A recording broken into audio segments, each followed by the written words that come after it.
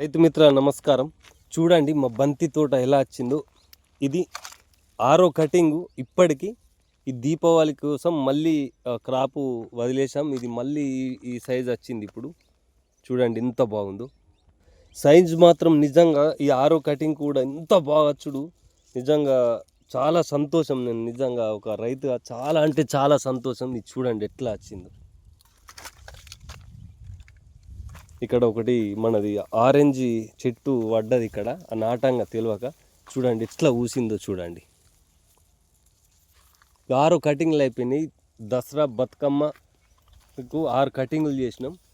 ఇంకా వర్షం కొట్టి చెట్టు అంతా కింద ఉరిగినా కానీ చూడండి మొగ్గ ఎట్లా ఉందో. ఇంకా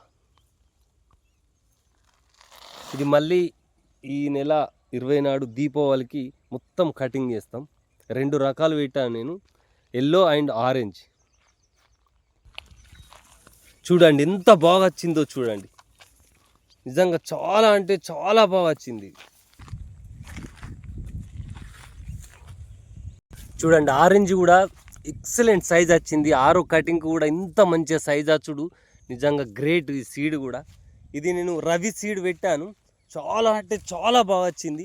ఈ సైజు కూడా చూడండి. చెట్టు కింద ఒరిగినా కానీ మనకు మొగ్గలు చూడండి ఎలా ఉన్నాయి. ఇంకా దీపావళి వేయిన తర్వాత కూడా మనకి ఇంకా పువ్వులు వచ్చే అవకాశం ఉంది. చూడండి చెట్టు మంచుకు వర్షానికి బరువు ఆగలేక కింద ఒరిగింది. వాస్తవానికి మేము స్టేకింగ్ అనేది చేయలేను. అయినా కానీ ఇది నేను చాలా అంటే చాలా ఇప్పటికీ 26 క్వింటాళ్ళు ఫ్లవర్ పోసాను. ఇంకా నాకు తెలిసి 6 నుంచి 7 క్వింటాళ్ళ పువ్వు వెళ్ళే అవకాశం ఉంది నాకు. ఇట్లా చూడండి ఎట్లా కాసింది. చూడండి ఈ సైజు కూడా ఎంత బాగుంటే అంత ఆరెంజ్ కూడా ఎక్సలెంట్ వచ్చింది. ఇది 6వ కటింగు. చూడండి 6 ఒక చెట్టుకు 6 సార్లు దింపినాం మేము. ఫస్ట్ ఫ్లవరింగ్ అయితే మన చేతిలో పట్టది.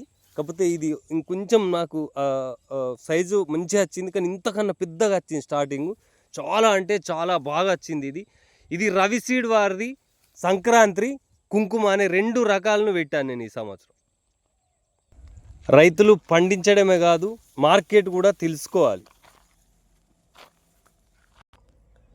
ఇప్పటికీ 6 కటింగ్లు అంటే ఎవ్వరు కూడా నమ్ముతలేరు. దీన్ని కొంచెం నేను చాలా అంటే చాలా ఇంట్రెస్ట్గా చేశాను. సైజు కూడా మనకు చాలా అంటే చాలా చూడండి. ఫ్లవర్ మార్కెట్లో కూడా మనం తెంపి తీసుకపోగానే కస్టమర్ లైక్ చేస్తాడు. ఇంత నీట్గా ఉంది ఫ్లవరు. ఖచ్చితంగా రైతులు పండించడమే కాదు ఓన్గా మార్కెట్ చేసుకున్నప్పుడే లాభాల బాటు ఉంటుంది. నేనంతా మార్కెట్కు ఎవ్వరికి హోల్సేల్ వేయకుండా ఓన్గా వేస్తా.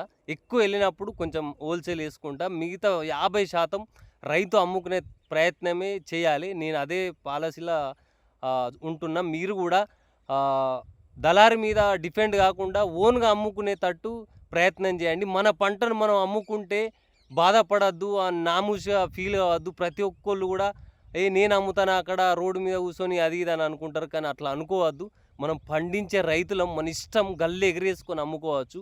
ఖచ్చితంగా మీరు కూడా ఏ పంట అయినా, ఈ పంటనే కాదు ఏ పంట వేసుకున్నా కానీ మీరు అమ్ముకునే ప్రయత్నం చేయండి. అప్పుడు మీకు లాభాల బాట పడతారు. లేకపోతే దళారిని నమ్ముకుంటే మాత్రం ఏదో రేటు ఉన్నప్పుడు లాభం వస్తుంది కానీ రేట్ లేనప్పుడు నష్టపోతారు.